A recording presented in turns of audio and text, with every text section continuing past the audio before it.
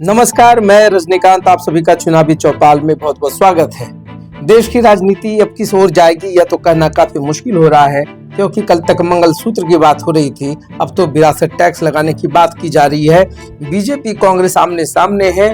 Sam Pitroda, इन्होंने स्पष्ट रूप से कहा कि जिस तरीके से यूएस में विरासत टैक्स लगाया जाता है वैसे ही भारत में भी लगना चाहिए। उन्हें यह टैक्स वाला जो धांसू आइडिया है बहुत ही अच्छा लगता है। हालांकि कांग्रेस ने पल्ला झाड़ लिया है, कहा उनका निजी बयान है। मैं बता दूं कि ये जो व्यक्ति हैं, जितने इंडियन ओवरसीज कांग्रेस के अध्यक्ष हैं सैम पित्रोदा, और इन्होंने तो कहा है कि अब भारत में भी यूएस की तर्ज पर 50 से 55% टैक्स जो है वो सरकार ले ले, उनके कब्जे में चला जाए, और 45% जो बारिश है उनको मिलना चाहिए।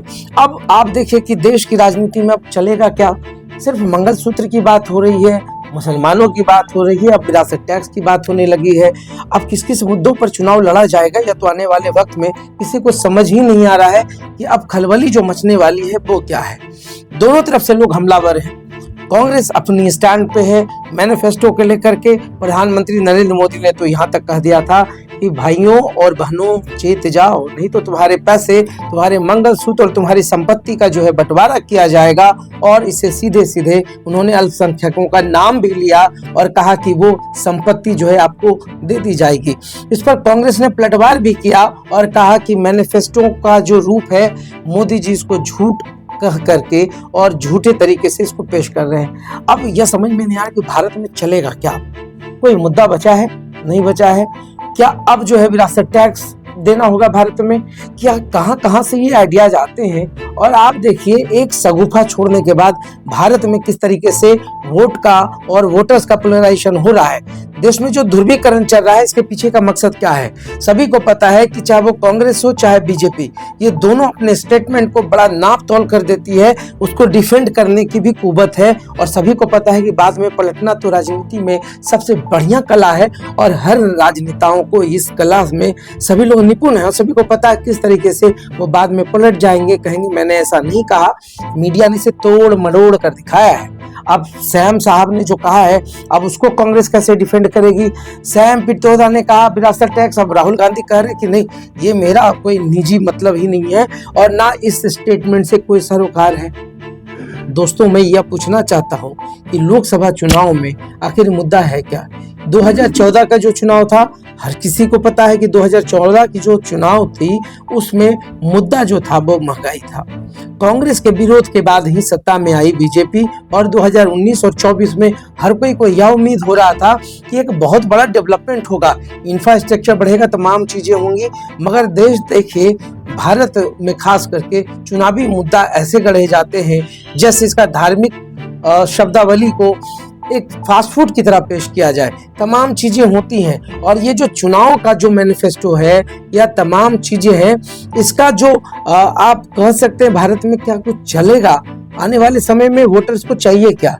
वोटर्स को चाहिए एक स्वस्थ भारत, वोटर्स को चाहिए एक स्वच्छ भारत, वोटर्स को चाहिए एक ऐसा भारत जहां पर भ्रष्टाचार ना हो, तमाम चीजें ना हो, मुद्दों पर आधारित हर समय जो कैंडिडेट्स होते हैं वो डिसाइडेड होने चाहिए। अब तो है कि केंद्र में जो चेहरा होगा उसको देखकर वोट चलते हैं। पूरे हिंदुस्तान की यही कहानी है। जातिवाद पे लंबे लंबे भाषण दिए जाते हैं मगर जातिवाद जीरो पर है। जो आरक्षण की बात की जाती है, जिसको आप कह सकते हैं पॉलिटिकल स्टंट, नहीं तो और क्या है। क्या भारत की राजनीति में, क्या भारत की जनता इतनी पिस जाएगी कि जो सही रूप से आर्थिक रूप से विपन्न है उनको क्या आरक्षण नहीं मिलना चाहिए? आखिर तमाम मुद्दों पर बात क्यों नहीं होती है खुलकर? चाहे कांग्रेस हो या बीजेपी खुलकर बताती क्यों नहीं है कि आखिर हमारा मुद्दा क्या है? क्या यही चलता रहेगा, मंदिर मस्जिद मंगलसूत्र, मुसलमान हिंदू? क्या देश की राजनीति इन्हीं तमाम चीजों के इर्द गिर्द घूमेगी? या कभी आप बात करेंगे कि देश में जो एक मुद्दा होना चाहिए, मुद्दा बेरोजगारी का होना चाहिए, मुद्दा विकास का होना चाहिए, मुद्दा इक्वालिटी का होना चाहिए, मुद्दा महिला सशक्तिकरण का होना चाहिए, मुद्दा बेटियों की सेफ्टी का होना चाहिए, मुद्दा शिक्षा का होना चाहिए, मुद्दा स्वास्थ्य का होना चाहिए। ये तमाम मुद्दे कहाँ हैं? कौन पार्टी इसकी चिंता कर रहा है? ना तो कांग्रेस ना तो बीजेपी, दोनों के पास मुद्दा नहीं है। एक के पास मंगलसूत्र है, दूसरे के पास विरासत टैक्स है। क्या इन्हीं तमाम चीजों पर देश उलझ कर रह जाएगी? क्या यही करने के लिए देश की जनता बैठी है?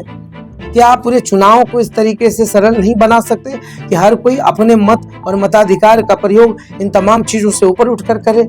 क्या ऐसा देश में संभव नहीं है कि लोकल जो कैंडिडेट्स है, जो लोकसभा का चुनाव होता है उसके जो सांसद चुने जाते हैं, क्या उनका एक ओपिनियन पोल नहीं होना चाहिए? क्या उस पर टिकटिंग नहीं होना चाहिए? क्या तमाम कैंडिडेट उस पर फिक्स नहीं होने चाहिए? ये जो विवादित बोल है, मर्यादाओं को लांघा जा रहा है पूरे देश की राजनीति में, या कहाँ तक सही है? प्रधानमंत्री, मुख्यमंत्री इस तरीके से बात कर रहे हैं, कोई मंगलसूत्र की बात कर रहा है, कोई परिवारवाद पर, तो कोई बच्चा पैदा करने की बात पे, हर तरीके से विवादित बयान का एक ट्रेंड चला है।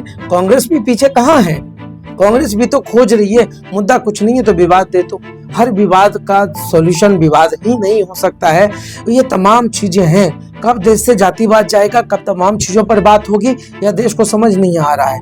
वोटर्स नहीं समझ पा रहे हैं, सारे वोटर्स कंफ्यूज हैं, आखिर करें तो क्या करें? महंगाई की मार इतनी जबरदस्त है कि कोई इस पर मुखर नहीं हो पाता है। तो क्या देश में अगर महंगाई मुद्दा नहीं होगा, बेरोजगारी मुद्दा नहीं होगा, तो क्या इन तमाम रूल चीज़ों पर एक मुद्दा बना करके उसका एक परसेप्शन तैयार कर करके एक नैरेटिव सेट करके देश में चुनाव होगा? क्या कुछ होगा? इन तमाम चीजों पर पूरे देश को मंथन करना पड़ेगा, समझना पड़ेगा कि देश की राजनीति को अगर बचाना है, लोकतंत्र को मजबूत करना है, तो ऐसे अमर्यादित भाषाओं से दूर रहना होगा, इन तमाम भ्रम की स्थितियों से दूर रहना होगा और मुद्दों पर आधारित होकर के एकजुट होकर भारत को वोट करना चाहिए। अगर आपको यह मेरा वीडियो पसंद आए तो आप प्लीज इसे लाइक करें, सब्सक्राइब करें। बहुत बहुत धन्यवाद।